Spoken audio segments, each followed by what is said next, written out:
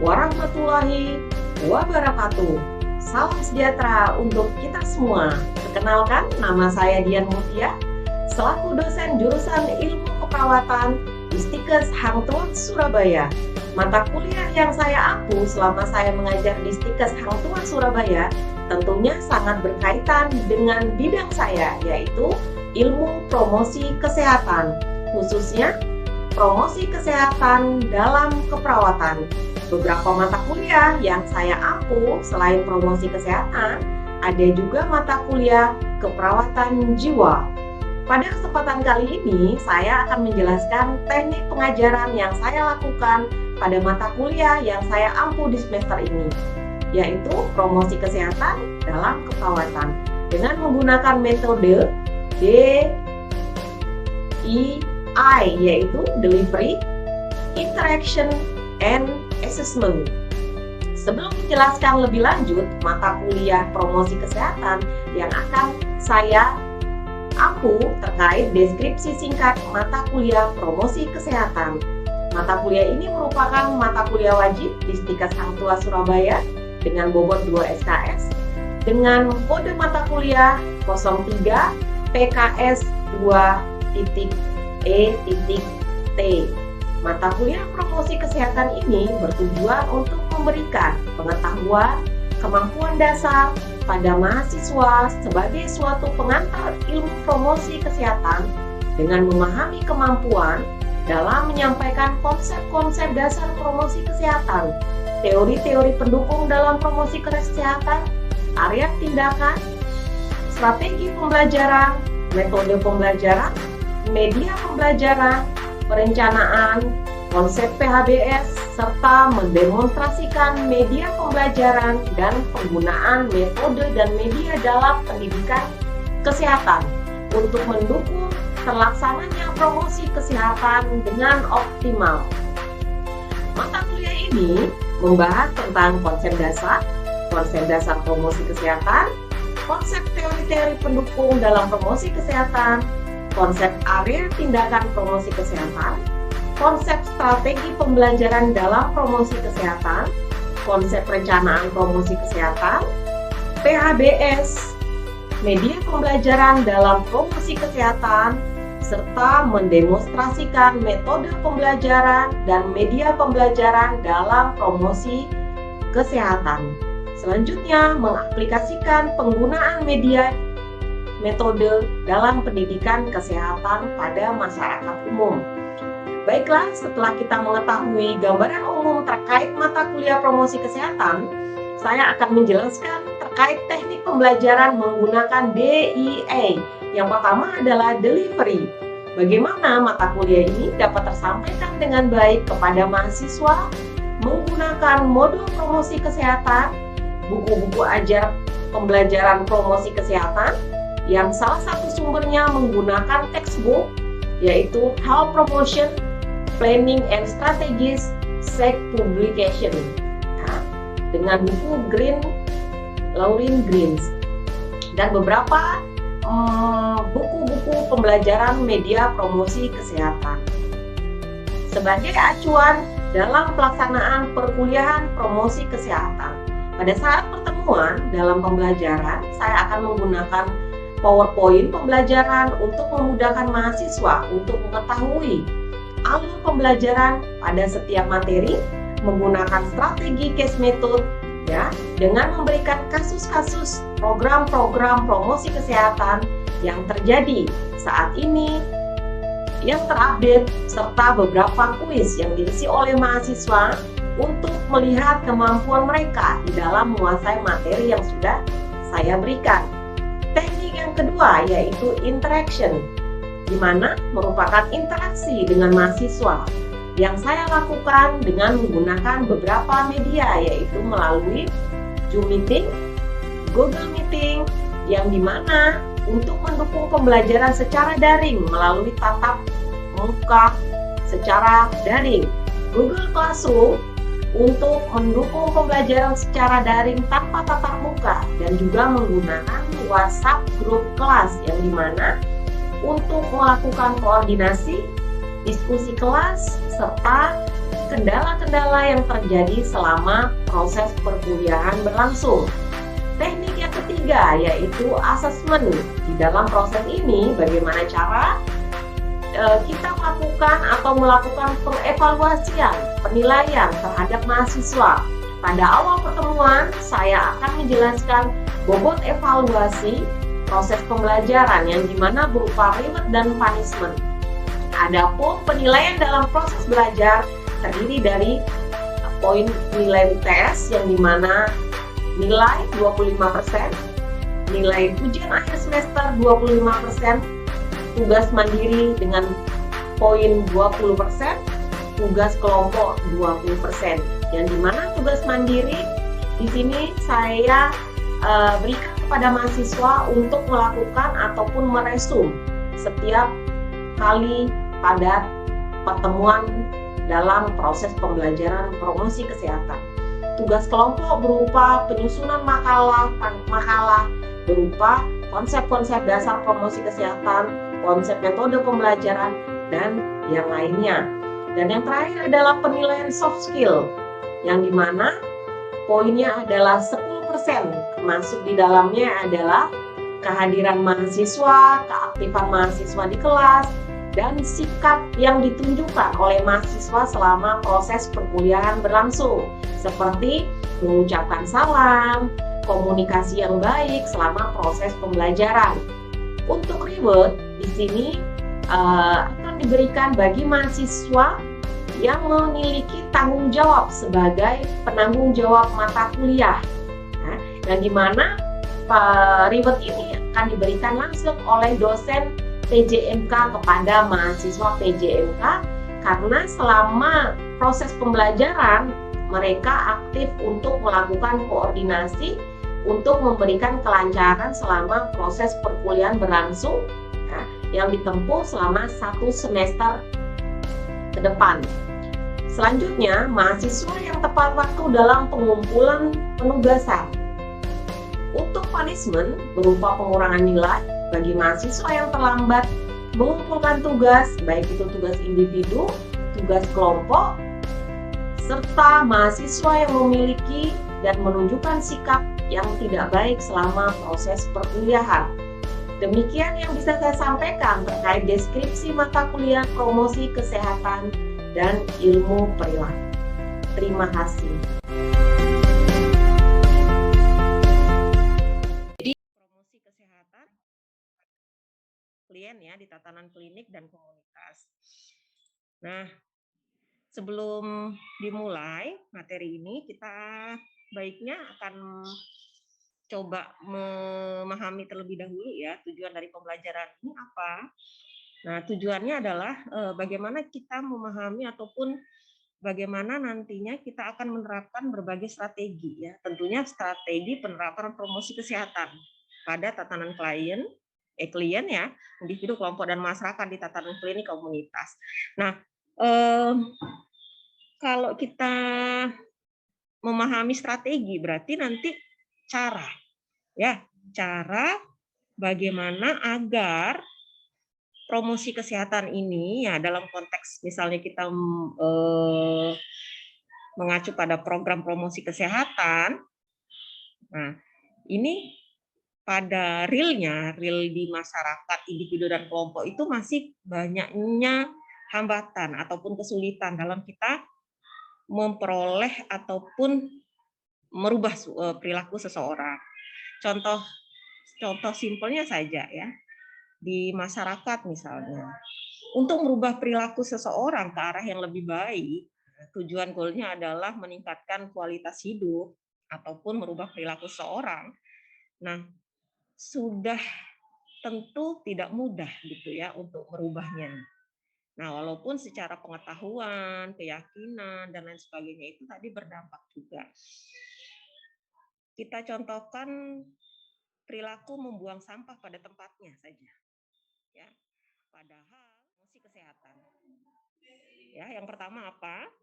Kita melakukan advokasi pada promosi kesehatan, kemudian kita bina suasana promosi kesehatan pada berbagai tingkatan atau yang dikenal dengan social support, dukungan sosial. Kemudian ada pemberdayaan masyarakat. Ya, sekali lagi strategi yang kita aplikasikan di dalam program promosi kesehatan itu ada advokasi atau kebijakan, bina sosial support, bina suasana, dan gerakan pemberdayaan masyarakat. 3 hal inilah yang nantinya akan membantu kita di dalam mensukseskan kegiatan ataupun program promosi kesehatan yang ada di lingkungan masyarakat, kelompok, dan individu. Nah, jika kita berbicara advokasi, sudah tentu advokasi. Nah, kita lihat kira-kira masalah-masalah yang terjadi, yang menjadi fenomena ya, masalah potensial kesehatan, ini penyebabnya disebabkan oleh beberapa faktor. Ya, tentunya berbeda masalah-masalah kesehatan yang ada di pedesaan maupun di perkotaan.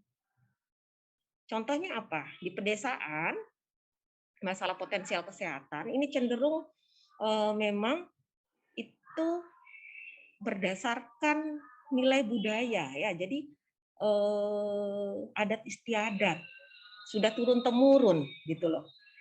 Nah, jadi memang pemahaman wawasan pengetahuan maupun pemahaman kesehatan ini memang harus perlu diupdate secara terus-menerus kalau orang desa gitu ya. Karena orang desa kemungkinan banyak faktor penyebabnya. Karena mereka mungkin secara media komunikasi ya, kemudian sosialisasinya ya terkait teknologi dan lain sebagainya, sehingga memang kesadaran mereka yang di wilayah pedesaan terkait kesehatan itu masih percaya dengan mitos ya, kepercayaan kebudayaan memang sudah dianut lama oleh warga setempat ya. Contoh saja hal simpelnya, di daerah atau di pedesaan ataupun di pedalaman itu masih percaya dengan dukun beranak misalnya. Ya, walaupun mulai saat ini sudah mulai berkurang gitu ya, sudah dikembangkan adanya mitra antara dukun beranak dengan nakes ya, tenaga kesehatan. Itu contoh kecilnya. Dia lebih percaya kepada tahayul, kebiasaan-kebiasaan masyarakat yang memang diyakini secara budaya. Ya, jadi bukan karena atas dasar riset ataupun penelitian-penelitian yang dapat dipertanggungjawabkan. Tentunya yang berkaitan dengan masalah kesehatan. Contoh lainnya saja ya, misalnya di daerah timur sana ya, di daerah timur ataupun Nusa Tenggara Timur, daerah bagian timur sana, itu masih banyak penduduknya yang percaya bahwasannya proses melahirkan itu akan lebih mudah jika ibu hamil di apa istilahnya berada di rumah asap misalnya. Ya itu masih ada, itu ada fenomena itu ya. Kepercayaan mereka mengatakan bahwasannya jika ibu hamil yang ingin melahirkan berada di dalam rumah asap tersebut akan memberikan efek memudahkan saat proses persalinan. Kepercayaan mereka gitu ya, nggak tahu dari mana gitu kepercayaan itu mereka anut gitu. Padahal secara penelitian itu masih belum bisa dipertanggungjawabkan. Kalau kita flashback kembali, ternyata masalah itu malah bukan memberikan dampak yang menguntungkan, akan tetapi berdampak negatif. Contohnya akan mempengaruhi masalah kesehatan pernafasan ya. Bayangkan Anda berada di rumah yang penuh dengan asap. Ya, asap itu tidak tersirkulasi dengan baik. Anda seperti diuap, bukan uap lagi tapi asap, bayangkan ya. Secara otomatis kita akan kesulitan bernapas. Nah, itu akan berdampak pada masalah sistem pernapasan kita yang nanti akan mengganggu organ pernapasan, terjadinya sesak atau bahkan apnea, ya henti napas dan lain sebagainya. Nah, itu akan kejadian-kejadian ataupun hal-hal potensial seperti inilah yang memang di pedesaan masih banyak kita temukan. Ya, sehingga arahnya nanti kita sebagai petugas kesehatan ataupun program-program kesehatan melalui promosi kesehatan ini, kita harus memberikan strategi-strategi yang dimana strategi ini bisa kita aplikasikan pada masyarakat yang ada, gitu, baik itu di pedesaan maupun di perkotaan. Nah, kalau di perkotaan bedanya adalah kalau di perkotaan ini kemungkinan ya sudah ada kesadaran. Ya, intinya mereka sadar akan kesehatan mereka, kesehatan diri, keluarga dan masyarakat. Ya, namun seringkali terkendala oleh kesibukan, ya, adanya tuntutan pekerjaan, kemudian serba cepat sehingga seringkali mengabaikan hal-hal yang mendukung kesehatan. Selain itu, kondisi masyarakat yang heterogen terdiri dari beberapa macam latar belakang, baik itu ekonomi, sosial, pendidikan, yang juga menjadi tantangan tersendiri untuk menerapkan promosi kesehatan secara fleksibel dan luas. Jadi baik itu di perkotaan, di pedesaan, itu ada istilahnya ada faktor-faktor tersendiri yang dapat intinya memberikan kita bagaimana cara mengaplikasikan atau menerapkan strategi sesuai dengan kondisi lingkungan ya, baik di pedesaan maupun di perkotaan. Nah, melihat dari kasus di atas, lebih mudah mana? Ya, lebih mudah mana kita mengaplikasikan strategi ini di pedesaan atau di perkotaan? Kira-kira.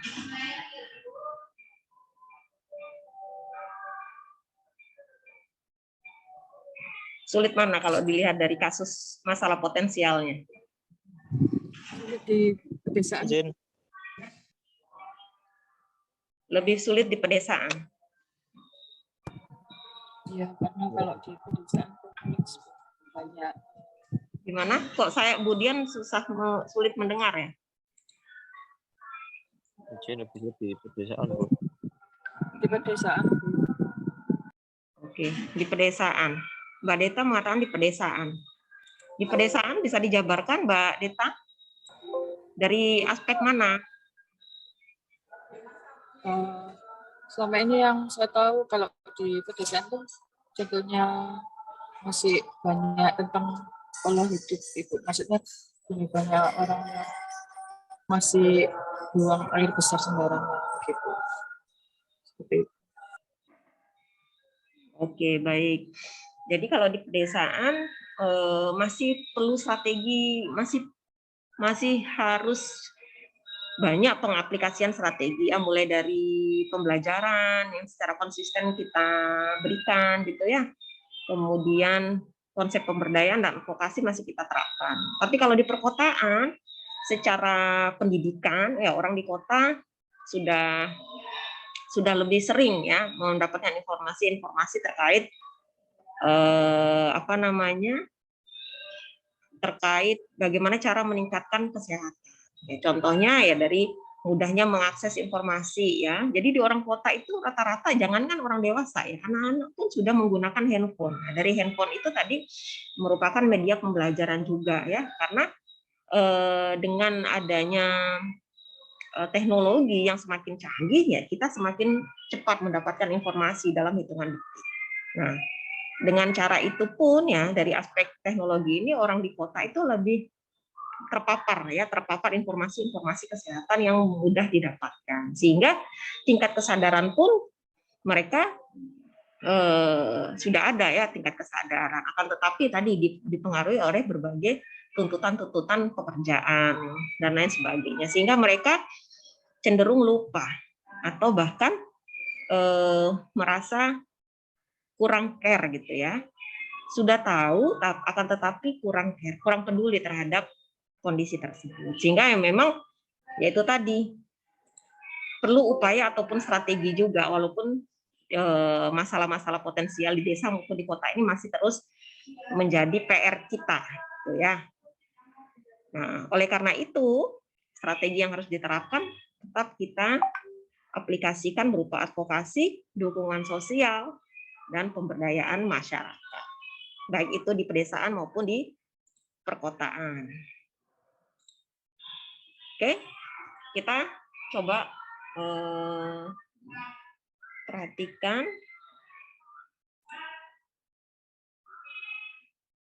Bentar, kemudian ganti dulu ini.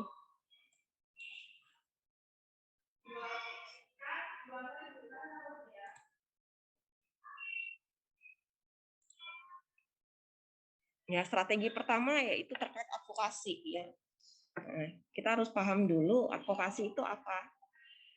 Ya, di dalam promosi kesehatan ataupun salah satu strategi promosi kesehatan ini yang pertama adalah advokasi. Nah, di dalam promosi kesehatan, advokasi ini lebih cenderung ke kebijakan-kebijakan ya. Jadi kebijakan rumah sehat misalnya, banyaknya rumah-rumah yang memang jambannya dengan lokasi sumber air bersihnya masih mepet dan lain sebagainya. Jadi di sini masyarakat disuruh menggali sendiri permasalahan yang dialami oleh masyarakat itu sendiri. Setelah mereka menggali, apa saja sih yang menjadi permasalahan yang ada di daerah saya? Nah, dari masyarakat untuk masyarakat. Nah, itu ya. Penyebabnya dari masyarakatnya. Untuk masyarakat itu maksudnya kita berdayakan masyarakat dengan memberikan pelatihan-pelatihan berupa bagaimana cara menjadi kader kebersihan lingkungan, ya. Kemudian kita fasilitasi kader-kader kebersihan lingkungan yang harus dipantau, ya apa saja, misalnya adanya kegiatan PSN misalnya, apa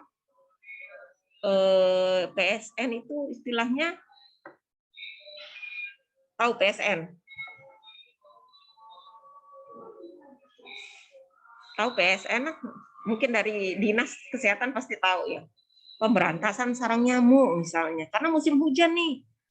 Jadi perlu adanya pelatihan bagi masyarakat yang ada di sekitar sana untuk bagaimana sih cara kita menjadi masyarakat ataupun kader PSN misalnya. Kita kasih pelatihan. Kita lihat cara mendetek adanya larva misalnya, atau kita berikan pelatihan bagaimana air itu diberikan abate. Jadi informasi-informasi kesehatan itu kita berikan pelatihan khusus agar warga tersebut mampu menyelesaikan masalah. Itu istilahnya namanya pemberdayaan masyarakat. Ya, kita berikan pelatihan, kita berikan informasi sebanyak-banyaknya, kita libatkan dia dalam kegiatan-kegiatan puskesmas misalnya ya, koordinasi dengan para petugas kesehatan, atau kita libatkan menjadi kader dan lain sebagainya. Itu menjadi siapa? Ini adalah sasaran utama atau yang dikenal dengan sasaran primer di dalam promosi kesehatan masyarakat, yaitu masyarakat itu sendiri. Kira-kira sampai sini paham?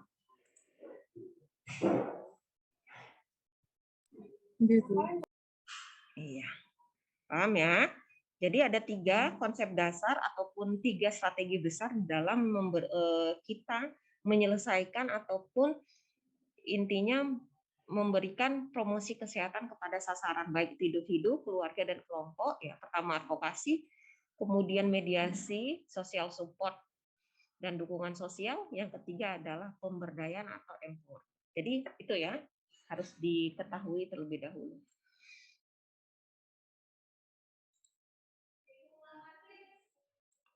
Ya. Di sini kita baik. Bismillahirrahmanirrahim. Assalamualaikum warahmatullahi wabarakatuh. Selamat siang.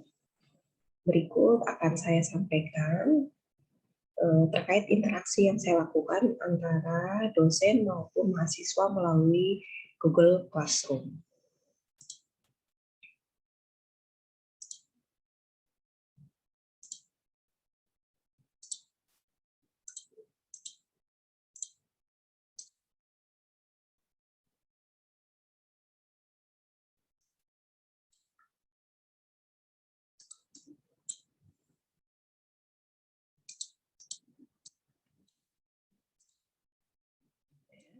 Contohnya di sini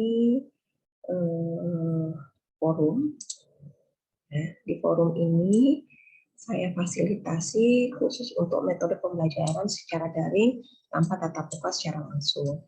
Di mana saya memfasilitasi ini mulai dari mahasiswa bisa mengakses silabus, berikut link absensi yang bisa diakses oleh mahasiswa, dan beberapa poin-poin ataupun PowerPoint dari beberapa tim promosi kesehatan. Nah, selain ini juga di Google Classroom merupakan interaksi yang dilakukan oleh mahasiswa dan juga tim dosennya. Seperti contoh, di sini saya membuka kelas melalui GCR yang dimana mahasiswa bisa mengakses materi secara langsung dan juga bisa berinteraksi secara langsung. Ya, baik itu proses tanya jawab, diskusi bisa kita lakukan di Google Classroom ini. Nah, seperti contoh di sini mahasiswa memberikan pertanyaan dan nanti dosen menyampaikan berupa jawaban yang ditanyakan oleh mahasiswa. Nah, untuk link UTS juga kami fasilitasi di sini sebagai proses interaksi. Selanjutnya, ada beberapa poin penugasan juga yang dilakukan oleh tim dosen. Di sini ada interaksi di mana mahasiswa mengisi absen terlebih dahulu dan menuangkan beberapa pertanyaan yang sekiranya tidak dipahami oleh mahasiswa. Selanjutnya di sini ada anggota. Anggota ini berisi siapa yang menjadi pengajar. Pengajar ini tim dosen yang mengajar. Selanjutnya juga siswa yang tergabung di dalam Google Classroom ini sesuai dengan jumlahnya. Selanjutnya di penugasan, di sini kami fasilitasi juga, seperti contohnya penugasan yang saya berikan kepada mahasiswa yang dimana ada tokennya dan juga batas pengumpulan. Ya, langsung di sini kita bisa melihat tugas dari jumlah mahasiswa poinnya 100. Nah, di sini juga yang sudah dinilai ada 12 mahasiswa, ya, yang menyerahkan 36, ya, 6 ini yang memberikan tugas yang belum saya nilai. Nah, untuk penilaian langsung saya lakukan, ya, berikut poin tertingginya ada 100, seperti Yenita Subiantoro ini, saya berikan poin 100, untuk Sinta ini 90, dan lain sebagainya sudah saya berikan. Nah, adapun beberapa mahasiswa yang belum mengumpulkan, di sini ada keterangan tidak menyerahkan tugasnya. Nah, ini belum saya nilai dan belum saya kembalikan kepada mahasiswa. Adapun tugas-tugas yang diberikan berupa lampiran tugas yang bisa langsung diakses oleh dosennya. Nah, di sini proses interaksinya yang disampaikan oleh belum ada nilainya dan mengumpulkan tugas pada pukul izin arahan. Ya, jadi proses interaksinya di sini mahasiswa menyampaikan bahwasannya tugas yang diserahkan belum dilakukan penilaian. Nah, ini berikut tugas yang dikumpulkan oleh mahasiswa sesuai dengan arahan dari tim dosennya. Berikut yang bisa saya sampaikan untuk proses pembelajaran melalui Google Classroom, ya, dan interaksi antara mahasiswa dengan dosen secara daring tanpa melalui tatap muka. Assalamualaikum.